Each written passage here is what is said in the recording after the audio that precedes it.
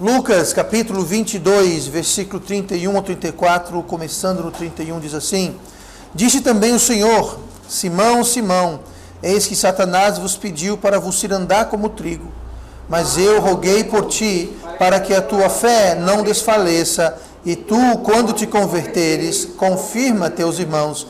E ele lhe disse: Senhor, estou pronto a ir contigo até a prisão e a morte. Mas ele disse: Digo-te, Pedro, que não cantará hoje o galo antes que 3 vezes negues que me conheces. E oremos. Amado Pai, obrigado, porque a tua palavra é perfeita, ela é rica, profunda e eterna. Que o Senhor possa agora nos dar ouvidos para ouvir com fé. Que o Senhor possa abençoar com teu poder, para que possamos ouvir, para que eu possa pregar, e o Senhor possa me usar para alimentar o teu povo esta manhã. Abençoe, eu te peço, a mensagem, o texto, em nome de Jesus. Amém. E vamos sentar então, e retornando ao nosso estudo sobre conversão, e nós começamos isso 3 semanas atrás, estamos na terceira parcela, a terceira parte sobre o nosso estudo nesse importante tema, e nós temos visto algumas coisas já, nas últimas 2 semanas, nós temos visto que existe, nós vimos a correlação que existe entre salvação e conversão, e como são 2 coisas separadas, elas não precisam ser separadas, alguém pode ser salvo e converso ao mesmo tempo, mas não necessariamente quer dizer que vai acontecer, e nós temos vários exemplos da Bíblia, inclusive a questão de Pedro aqui, que Jesus falou para ele: quando te converteres, ou seja, ele não estava pelo menos completamente convertido, ainda faltava alguma coisa, apesar de Pedro ser salvo. Então, no caso de Pedro, não foi uma coisa que havia sido completa. E também existe a conversão parcial, que é um processo. A conversão não é um ato instantâneo necessariamente, é mais um processo, e ele pode estar em vários estágios. Então nós vimos essa correlação, nós vimos a importância da conversão, porque sem a conversão, que nada mais é do que uma mudança de uso, sem a conversão, a gente nunca vai fazer aquilo que Deus tem para a gente fazer, nós nunca vamos cumprir a vontade de Deus, que é boa, perfeita e agradável em nossas vidas. Aqui, Jesus tinha um plano para Pedro, que era de confirmar os irmãos. No final do livro de João, Jesus falou para Pedro para ele apacentar o rebanho. E ali não está falando que era para ser o primeiro papa, não era nada disso, mas Jesus o colocou encarregado daqueles discípulos que estavam ali, notando que o apóstolo Paulo não estava ali, e o apóstolo Paulo nunca esteve exatamente direto à liderança de Pedro, porque ele tinha um evangelho, um ministério mais para os gentios. Mas, de todo modo, Deus tinha um plano para Pedro, e esse plano nunca se concretizaria, Pedro nunca faria o que ele precisava fazer para Deus, se ele não primeiro o quê? Se converteres. Aí vem o versículo que nós lemos: e tu, quando te converteres, confirma teus irmãos. Então havia necessidade da conversão, para quê? Para que ele pudesse confirmar os irmãos, que era a tarefa que Deus tinha para Pedro. Semana passada nós vimos que o diabo, o nosso inimigo, ele quer nos separar com o intuito de nos moer, não é? Falou aqui que o diabo pediu para vos cirandar como trigo, para peneirar, ele quer agitar, quer tirar a nossa paz, para que a gente se separe do rebanho, se separe do corpo de Deus, o corpo visível de Deus. Para quê? Porque quando o crente está sozinho, ele é uma presa mais fácil. Quando o crente está sozinho, ele não vai ter conversão. Quando o crente está sozinho, ele não vai crescer, ele vai estar fraco e vai estar exposto e vulnerável. Então o que ele quer fazer é separar. Assim como o trigo, você ciranda o trigo, você peneira o trigo, para quê? Para separar o grão das outras coisas. Para quê? Porque você quer pegar o grão separado das outras coisas e você quer moer. Então o diabo ele quer moer a gente, ele quer acabar com a gente, quer pulverizar, trucidar, acabar com a gente. É o que o diabo quer fazer, mas primeiro ele precisa nos separar. Ele precisa nos peneirar, nos agitar, tirar a paz, trazer medos, fobias, preocupações, desesperos. Para quê? Para a gente sair e correr para o mundo e se afastar de Deus, da igreja e do corpo de Cristo. Então, nós vimos isso, e entenda que Deus quer a nossa conversão, mas o diabo não quer. Deus está torcendo para a nossa conversão, o diabo está torcendo contra a nossa conversão. Então nunca cai no papo do diabo, fique atento e alerta às artimanhas deles, porque ele quer sim separar a gente. Mas hoje nós vamos começar um novo subtema, um novo ingrediente importante nessa questão de conversão, e esse tema é o ingrediente principal, o primeiro ingrediente da conversão. O primeiro ingrediente. Dentro da conversão existem vários ingredientes, várias características, várias coisas que são necessárias. Mas o mais importante, o primeiro desses que nós vamos ver, é que nós precisamos reconhecer a necessidade da conversão. Nós individualmente, cada um de nós precisamos reconhecer a grande necessidade. Nós precisamos da conversão. Eu quero que você olhe comigo para 2 Crônicas, capítulo 7. Esta manhã, 2 Crônica, capítulo 7, e eu vou ler o versículo 14, que diz assim, versículo conhecido: E se o meu povo, que se chama pelo meu nome, se humilhar e orar e buscar a minha face, e se converter dos seus maus caminhos, então eu ouvirei dos céus e perdoarei os seus pecados e sararei a sua terra. Note aí que o povo de Deus, que se chama pelo nome dele, precisa o quê? Bom, pastor, fala aqui que ele precisa orar, se humilhar, buscar a minha face. Aí resume tudo, precisa fazer o quê? Se converter. O tema é o quê? Conversão. Então veja bem, Deus fala aqui, olha, para que eu possa ouvir e responder às suas orações e sarar a sua terra, o que vocês vão ter que fazer, vocês vão ter que se converter. Vocês vão ter que converter dos seus maus caminhos. Então, se Deus está falando que tem que se converter dos maus caminhos, é porque esse povo que se chamava pelo nome de Deus, a que ele se refere aqui em 2 Crônicas, capítulo 7, era um povo que não estava se humilhando. Ele estava se exaltando. Era um povo soberbo e orgulhoso, que achava que sabia mais do que Deus. Que sabia melhor do que Deus. Tinha plano melhor e tinha ideias melhores do que Deus tinha. Então era um povo que não se humilhava perante Deus. Era um povo que não orava. Era um povo que não buscava a face de Deus, não buscava a vontade de Deus. Não estava interessado no que Deus queria. Eu quero o que eu quero. O importante é o que eu quero para a minha vida. O que Deus quer para a minha vida, não interessa. Então, isso que é buscar a face de Deus. Então ele fala, e se converter dos seus maus caminhos. Que maus caminhos? O caminho de ser orgulhoso, não orar, não se humilhar, não buscar a face de Deus. Então entenda que o povo precisava se converter. Conversão, como nós já vimos, ela significa mudança. Mudança. E se não houver essa mudança, então não pode haver conversão. Porque mudança é o que é necessário, converter dos seus maus caminhos. Então, as pessoas precisam entender que eles estão caminhando num caminho que é mau. Nós temos que reconhecer a necessidade da conversão. Nós temos que reconhecer a necessidade de que haja mudança em nossas vidas. Se nós estamos satisfeitos em não buscar a face de Deus, se nós estamos satisfeitos em não orar, se estamos satisfeitos em não se humilhar, se estamos satisfeitos em fazer tudo do nosso jeito, se nós estamos satisfeitos com a nossa vida, para que mudar? Onde é que é a necessidade de mudança? Não, pastor, a minha vida está do jeitinho que eu quero. Está do jeito que eu quero. Agora, se está do jeito que Deus quer, isso não me interessa. Então, existe a necessidade de reconhecer a necessidade. A palavra conversão em português vem do latim conversio. Em latim, conversio significa um giro ou um movimento circular. Que literalmente quer dizer, eu estava indo para cá, agora eu vou vir para cá. É uma palavra muito parecida com arrependimento.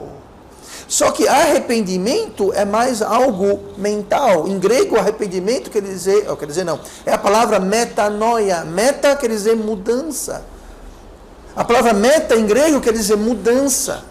Noia significa mente ou conhecimento. Então, quando você tem o arrependimento, é mais alguma coisa que começa aqui. E conversão é algo que acontece aqui. Então, veja bem, o que é nossa fé? A fé começa na mente, passa pelo coração e se torna o quê?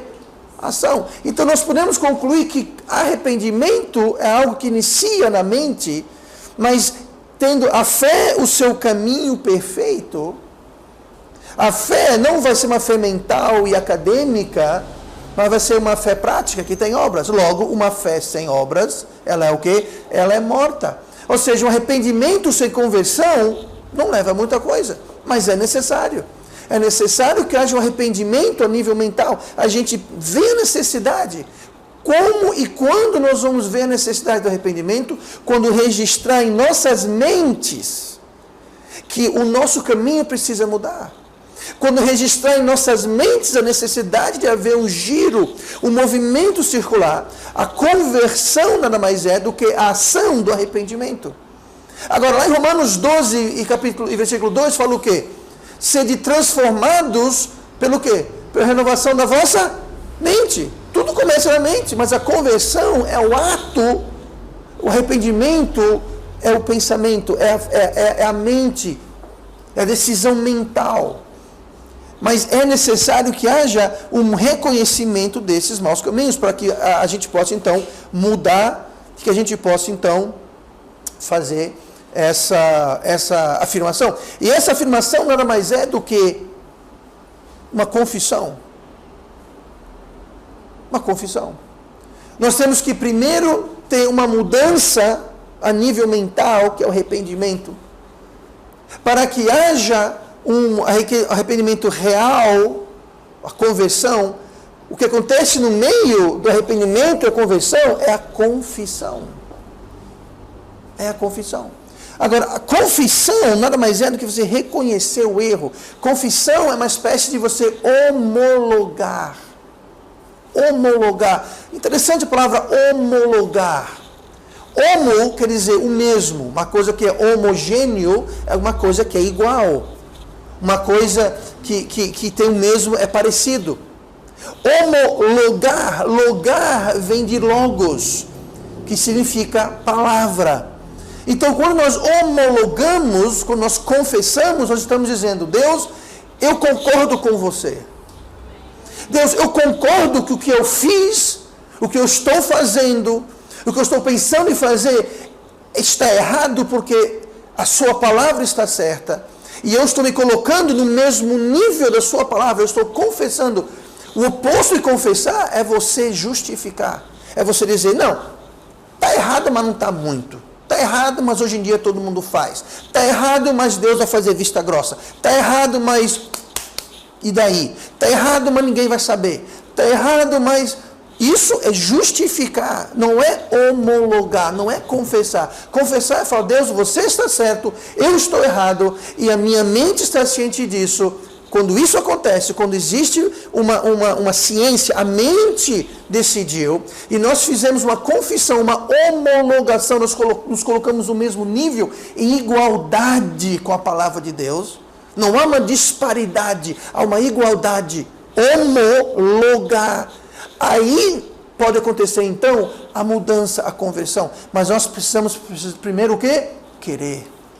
Nós precisamos primeiro reconhecer que existe essa necessidade de a gente fazer isso. Agora, sem confissão não há e não pode haver o quê? Conversão.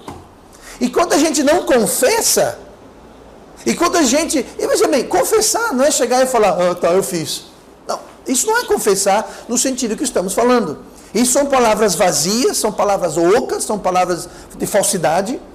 Nós estamos falando de você realmente se colocar ao mesmo nível da palavra de Deus. Muito crente, existem muitos crentes hoje que nunca serão convertidos, porque simplesmente jamais confessaram. Jamais, nunca confessaram de verdade para valer. Nunca confessaram. Eles nunca se colocaram ao mesmo nível da palavra de Deus. Eles buscam o quê? Justificar. Mas a culpa não é minha. Mas o fulano fez isso. Mas o ciclano fez aquilo. Mas... Isso é justificar, gente. Enquanto a justificação e não homologação, confissão, não tem como haver o processo de conversão. E sem conversão, nós não seremos aquilo que nós precisamos ser e que no fundo nós queremos ser. Como assim, pastor, queremos ser? Porque a Bíblia fala que a vontade de Deus ela é boa, perfeita e agradável. Mais uma vez, eu repeti várias vezes isso. Esse agradável não é agradável para Deus. Em relação a Deus, a palavra de Deus a vontade de Deus é boa. Isso se refere a Deus. O perfeito se refere a Deus, porque é de Deus, então é bom e é perfeito. Esse agradável está falando de nós, é agradável para a gente. no fundo, o que nós queremos, mesmo que a gente não perceba, o que nós queremos a vontade de Deus para a gente. Por quê? Porque a vontade de Deus é boa e perfeita. Então, o que nós queremos, o que a gente anseia, o que a gente almeja, o que a gente quer na realidade, a gente quer a vontade de Deus. Mas se não houver conversão, nunca vamos chegar lá.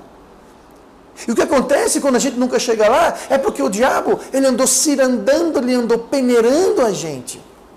Ele andou separando a gente, e como nós vimos 2 semanas atrás, ele nos separa do rebanho, ele tira aquele grão da espiga. Para quê? Justamente para frustrar esse processo. Ele está torcendo contra. Ele está torcendo contra. Então, nós temos que entender, sem confissão, não há conversão. E, mais uma vez, confissão não é só admitir o erro. Confissão não é só reconhecer o erro, vai além disso. Porque você pode falar, Deus, eu estou errado, mas eu vou continuar no erro. Isso não é confissão. Por quê? Confissão é homologar, colocar no mesmo nível da palavra de Deus. Então, confissão é tomar uma posição prática e ativa contrária ao erro. Isso é confissão. Mas, pastor, isso não seria conversão? Não. Porque confissão eu faço. Só eu posso confessar os meus pecados. Eu não posso confessar os pecados das pessoas. Eu não posso confessar os pecados do Júnior, que são tantos que ia passar da minha vida confessando os pecados do Júnior. Eu só posso confessar os meus pecados. Agora, a conversão, veja bem, a conversão, e nós vamos falar mais sobre isso, eu só vou jogar isso aqui fora e voltaremos outra ocasião para tratar disso. Confissão só eu faço por mim. Conversão, quem faz é Deus. E Deus só faz a conversão quando existe a confissão de uma mente arrependida. E a confissão não é só falar, eu errei. Sabe, tem muito crente que fala, eu sei que eu errei. Ok, ótimo começo. Não, e nada, eu vou continuar no erro. Isso não é confissão. Isso não é homologar com Deus. Isso você fala, Deus, olha, você pode até estar certo, mas eu não vou mudar.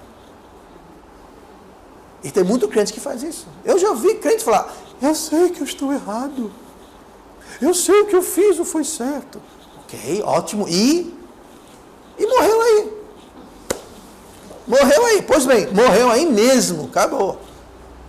Agora, alguém que faz essa confissão, me diga, ela tem um arrependimento, uma mente mudada?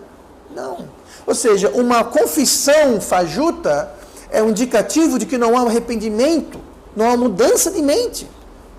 Não há mudança de mente. Porque se houve de fato uma mudança de mente, a confissão vai ser real. E quando a confissão é real, quando nós nos colocamos à altura da palavra de Deus, quando nós tomamos atitudes práticas, nós tomamos na ativa, nós proativamente adereçamos o problema, isso é o que Deus vê e fala, opa, agora eu posso começar a mudar aquela pessoa. Agora eu posso começar a moldar aquela pessoa. Nós vamos voltar mais a essa questão. Mas Ezequiel 18, 27 fala assim, mas convertendo-se, veja bem, convertendo-se o ímpio da impiedade que cometeu, e procedendo com retidão e justiça, conservará a sua alma em vida. Ou seja, se não houver uma mudança, e aqui a palavra confissão, a palavra converter, está mais para confissão. E lembrando, arrependimento, confissão e conversão são termos que não há, entre um e outro, há muita sobre coisa. Tá? Eles se misturam muito. Arrependimento, confissão, conversão. Mas aqui está falando que se o ímpio não se converter, não mudar da impiedade, note aqui, da impiedade que o quê?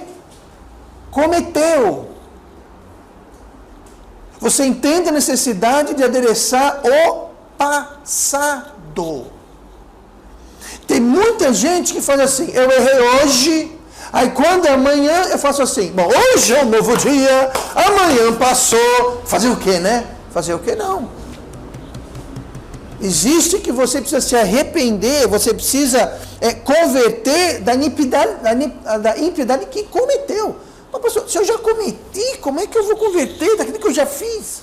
Eu não tenho como desfazer. Não, mas você tem como fazer restituição, você tem como fazer alguma coisa a respeito. Nós precisamos tratar do passado. Gente, não é só eu fiz, então é muito bom, né? Vou fazer o que eu quiser hoje, amanhã eu falo, Deus me perdoe tudo que eu fiz ontem. Pronto. Sabe quem pensa assim? Quarta-feira de cinzas. Né? Tem o carnaval, pinta, borda, pronta, faz tudo que não presta, a quarta-feira de cinzas, pronto, está tudo limpo, está tudo limpo. Não é assim, gente. Não é assim. Aqui fala que precisa se converter, veja bem, usa o termo converter o ímpio da iniquidade que cometeu. Então existe uma mudança, o nosso presente precisa refletir uma mudança que vai adereçar o que houve no passado. Deus perdoa, Deus perdoa. Agora, a gente precisa admitir, aqui, note bem, não está falando sobre perdão. Esse versículo não está tratando sobre perdão. Ezequiel 18, 27, não está falando de perdão. Olha aqui.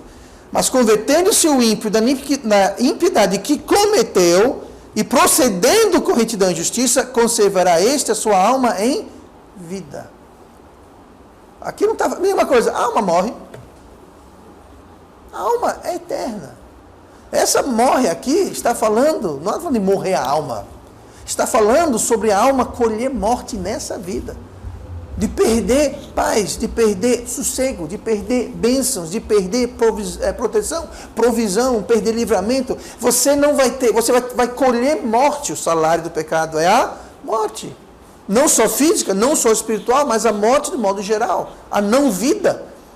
Essa alma aqui, que não adereçar o presente em luz do passado. Note bem disso.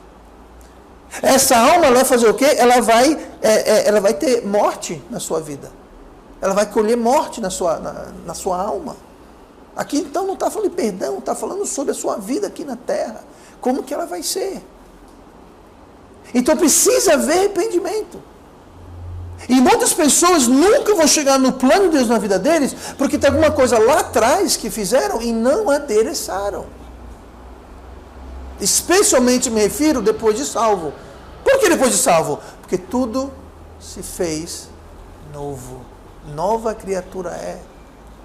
Não estou falando aqui você voltar para quando você tinha 3 anos de idade, que você assaltou aquele banco e cometeu aquele sequestro com 2 aninhos. Não estou falando disso não. Eu estou falando do que houve depois. Sabe, muito bonitinho, você vê às vezes escrito, né? Não deixe o seu passado afetar. O seu passado não pode afetar o seu futuro. Pode.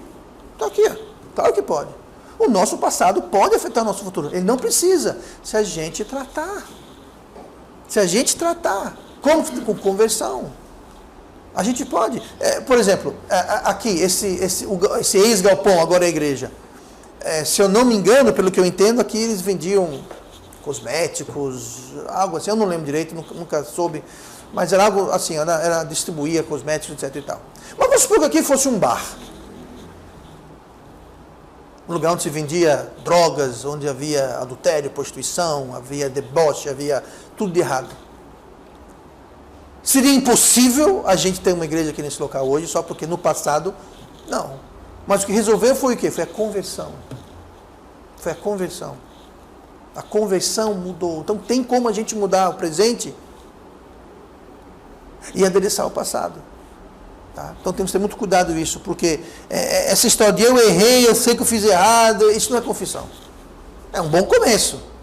Mas geralmente quando a confissão só fica nisso, é porque só tem a fachada. Só tem aquela frente. Isso chama-se capa. Isso chama-se máscara. Isso chama-se hipocrisia. Hipocrisia. Não é sinceridade.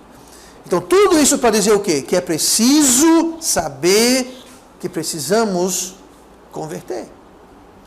Se a gente ficar satisfeito como nós estamos, então a coisa não vai. Agora, voltando para Pedro, um pouquinho rapidinho aqui, voltando para Pedro, e o texto que nós lemos em Lucas 22, olha comigo no versículo 33, que vai tratar justamente essa questão de quê? De que Pedro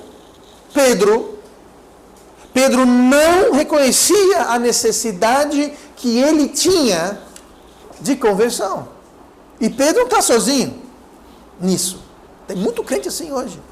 Olha o versículo 33, ao ler, fica claro que Pedro se achava pronto. Olha o que fala o 33. E ele lhe disse, isso Pedro falando para Jesus, e ele lhe disse, Senhor, estou o quê?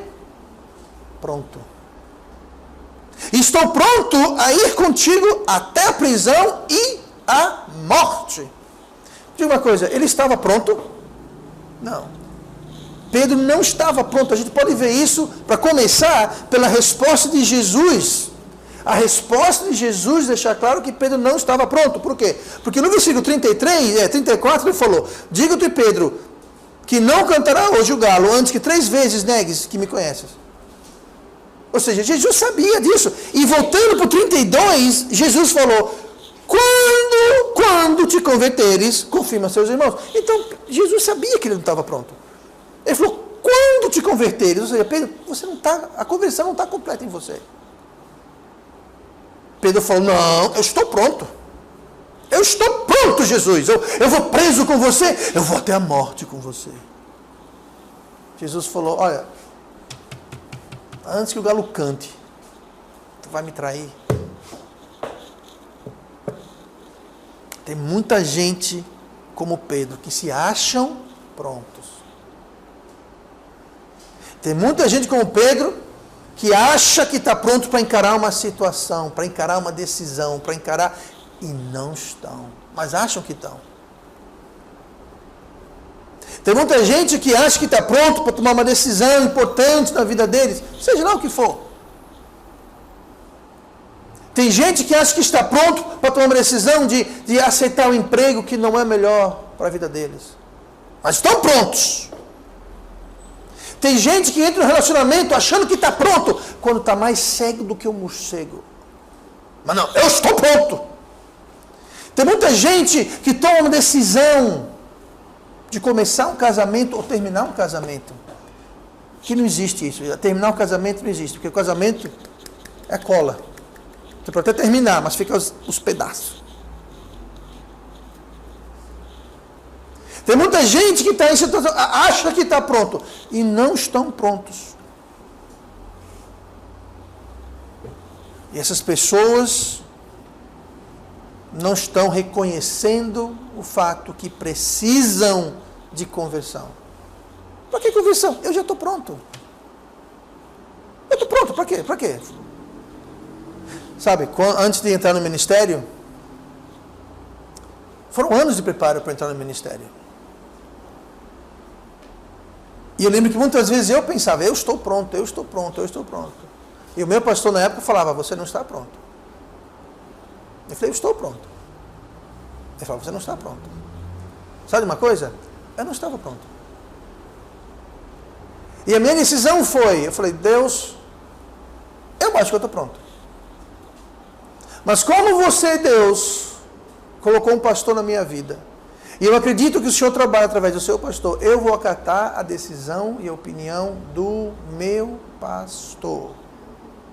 E mesmo eu achando que estava pronto, eu durante anos esperei quietinho, sem reclamar, sem me rebelar, sem nada.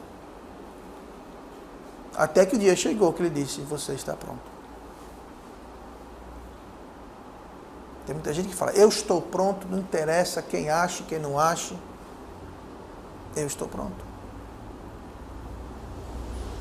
Tem muita gente que talvez eu diria, não aqui, mas situação, você não está pronto para entrar nesse relacionamento, namoro, noivado, casamento. Eu estou pronto! Ok, vá.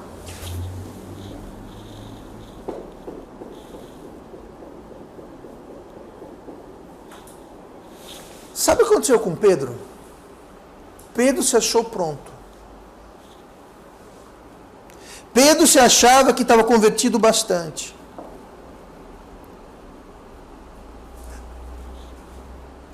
Nós precisamos vigiar e pedir a Deus para nos mostrar.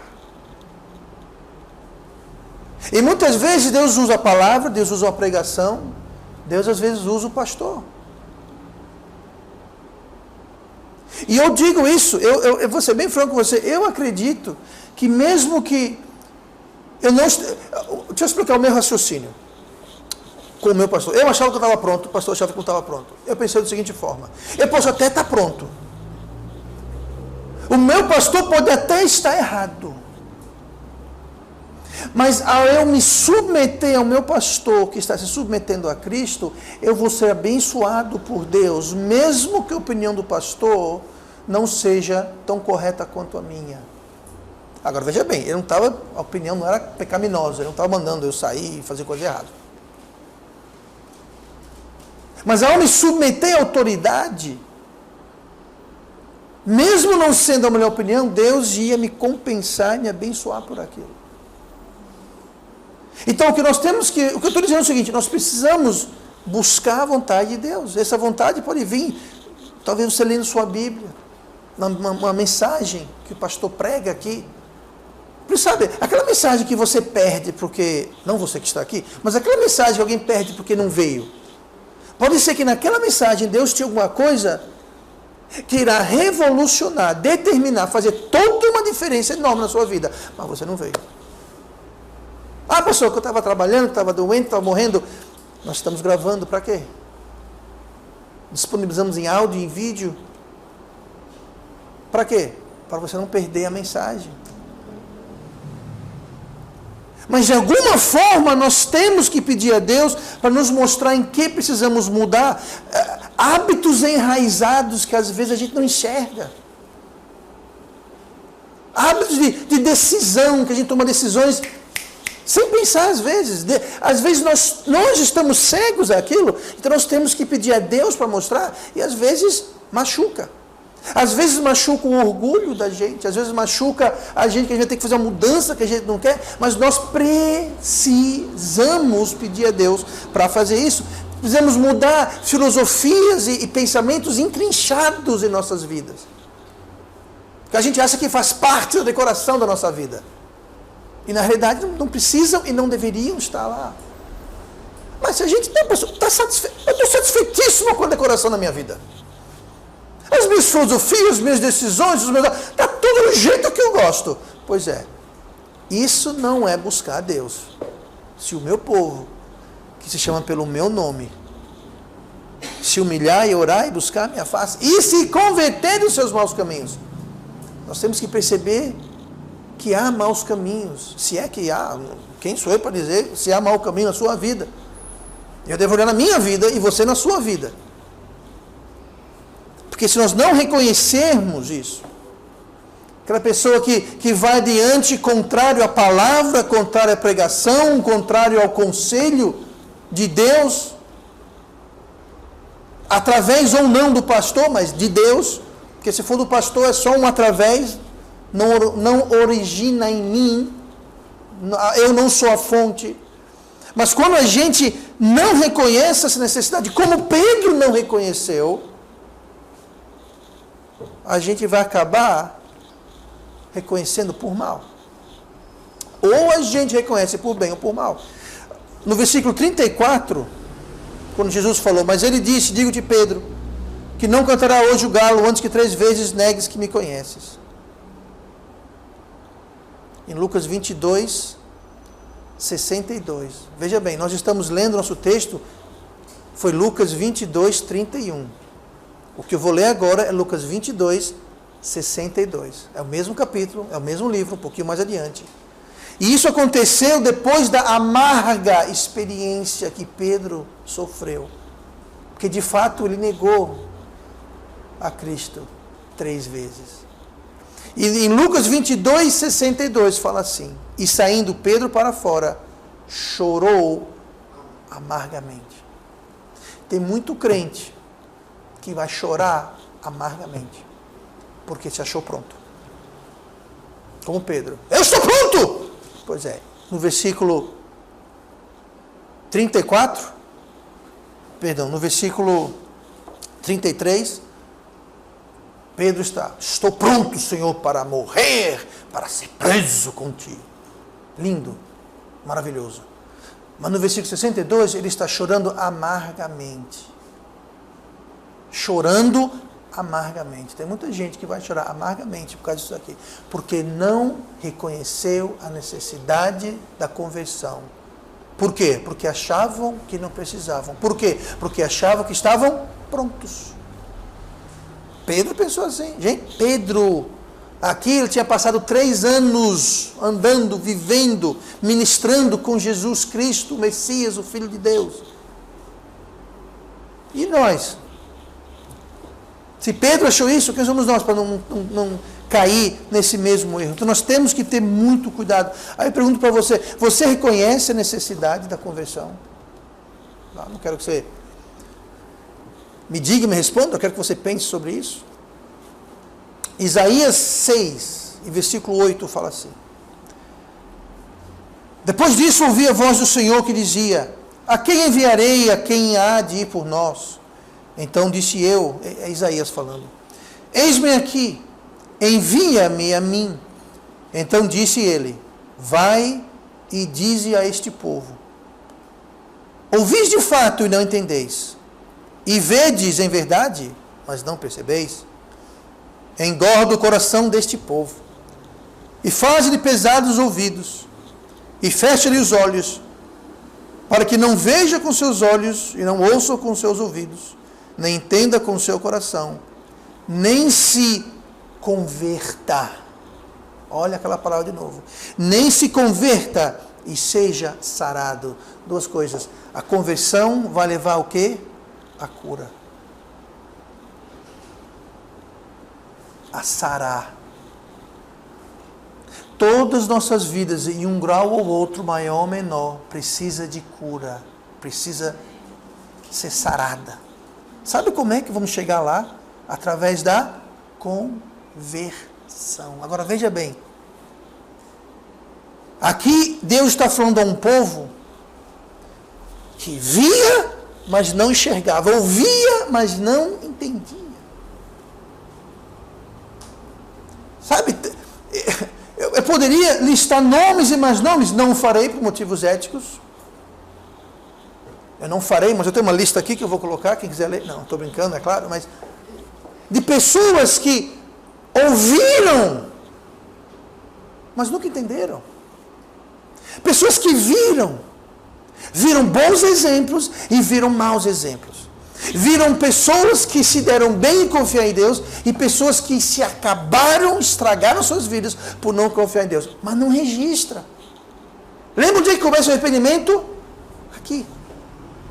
Eles ouvem, eles veem, mas não entendem. Não entendem. O que acontece?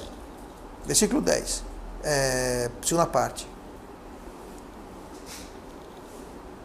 Para que ele não veja com seus olhos, e não ouça com seus ouvidos, nem entenda com seu coração, nem se converta e seja sarado. A gente precisa reconhecer a necessidade, a gente tem que abrir os olhos. A gente tem que ouvir e entender. Nós temos que ser cumpridores da palavra e não apenas ouvintes da palavra. Porque aquele que apenas ouve a palavra e não a cumpre é como um homem que olha no espelho a sua reflexão. Aí depois se vira e se esquece. Por quê? Porque não registrou aqui. Ele não aplica aquilo que viu a ele. Por quê? Porque eu estou pronto. Ele viu o exemplo para os outros, mas não para mim. Por quê? Porque eu estou pronto. Não registra, ele pode ver, ele pode ouvir. Não, ele pode ouvir, ele pode ver, mas não registra. E porque não registra, ele não se converte e ele não é sarado. Aí pergunto, o que é que está tapando e cegando os nossos olhos? Eu vou dizer o que é que está tapando e cegando os nossos olhos. Está tapando e cegando os nossos olhos tudo e qualquer coisa que nos separa de Deus. Para alguns é dinheiro,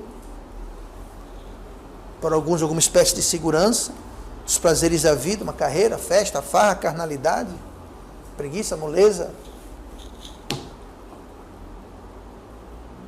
Seja lá o que for, qualquer coisa que está nos separando, tudo isso que separa, na realidade, ele coloca um tampão nos ouvidos e um mordaça da boca, do olho é o quê? Uma venda em nossos olhos. E a gente não registra e a gente não se converte. Quantas vezes eu já vi isso aqui na igreja, infelizmente? Só um exemplo. Vem para a igreja, pastor, preciso de emprego, porque emprego, preciso de emprego. A gente ora, Deus abre uma porta, a pessoa consegue emprego, e aí é tchau. Ah, pastor, eu não tenho mais tempo para Deus. Eu estou trabalhando. Eu não tenho tempo para Deus. Eu agora, com meu dinheiro, eu comprei um monte de brinquedo. Eu tenho uma lancha, eu tenho uma moto, eu tenho um jet ski, eu tenho casa de praia. Eu não tenho tempo para Deus. Pastor, eu tenho muitos amigos agora. Eu sou muito popular. Eu sou o bambambam. Todo mundo quer ficar na minha presença, que eu sou uma pessoa maravilhosa. Ah, eu não tenho tempo, tenho que encaixar todo mundo, pastor. Pois é. Tudo isso faz o quê? Separa. Mas depois que Deus abençoa aquela pessoa, a pessoa dá tchau, porque não tem mais tempo para Deus. Ou aquele emprego, a natureza daquele emprego, muitas vezes afasta a pessoa de Deus. Eu não aconselho, nem concordo com ninguém. Desempregado. Pastor, consegui emprego num bar. Fique desempregado, confie em Deus. Melhor o pouco com Deus do que o muito sem Deus. Pastor, arrumei uma namorado. Ele é salvo.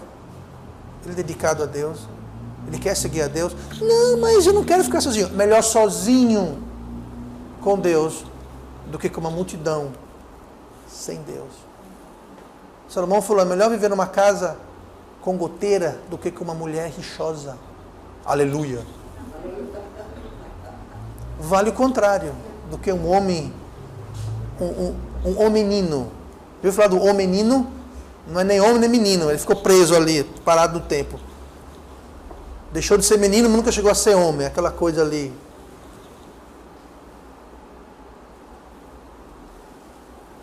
Cuidado. Deus pode resolver rapidinho o nosso problema. Ah, é o seu emprego que está lhe afastando de mim? Deus pode tirar o seu emprego. Do mesmo jeito que Deus deu, Deus tira. Deus dá. Deus tira. Agora, quando Deus dá alguma coisa que lhe prejudica e Deus não tira, é uma prova que não foi Deus que lhe deu aquilo. Quem deu? O diabo. Ele pode dar coisas para você se aquilo vai afastar você de Deus. É isso que ele quer. Se Deus lhe dá alguma coisa que lhe afasta de Deus, Deus vai tirar aquilo. Para quê? Para inverter o processo, trazer você de volta para Deus. Mas se tem alguma coisa que lhe afasta de Deus e você fica com aquela coisa, Deus não está tirando porque Deus não te deu aquilo. São noções básicas do cristianismo que a gente tem que entender. Cuidado, muito cuidado. Só seremos felizes quando fizermos aquilo que Deus nos criou para fazer. Porém, primeiro tem que ter o quê? Quando te converteres, tem que haver a conversão. Você está fazendo aquilo que Deus criou você para fazer? Você é aquilo para a qual Deus criou você para ser? Mais uma vez, são perguntas que nós precisamos perguntar a nós mesmos. Pedro tinha que confirmar os teus irmãos, foi o que Jesus falou para Pedro. Nós também. Pode ser que nós vamos precisar confirmar um filho ou uma filha. A gente está pronto para isso? No nosso futuro, talvez haja um filho ou uma filha que vai precisar da nossa confirmação. Mas a gente vai estar pronto para confirmar, para fortalecer, para estar lá, para ser aquela ajuda que aquele jovem vai precisar? Não, por quê? Porque você achava que estava pronto, mas não estava, porque não foi convertido. Pode ser um cônjuge. Pode ser que no futuro o seu casamento vai passar por algo terrível. Mas se você estiver pronto ou pronta, você vai poder confirmar o seu esposo ou sua esposa. Mas se você não estiver pronta, não haverá aquela confirmação, aquele encorajamento, aquela edificação, e a coisa vai ruir. Pode ser que no seu futuro existe um parente, um colega, um amigo, não sei. mas a gente só vai estar pronto se houver a conversão. Pedro achava que estava pronto. Estou pronto, ele falou. E apesar de não estar na Bíblia, Jesus fez. Pedro, tu vai me trair 3 vezes antes que o galo cante, Pedro. Acho que Pedro não está no texto, mas fez. Vou nada, eu estou pronto para morrer e ser preso. Até ele ouvir o cocoricó. E depois disso foi o quê? Lágrimas amargas. Lágrimas amargas. Nunca chegaremos lá. E sabe quem perde? Nós e aqueles ao nosso redor, que não vão ter a confirmação.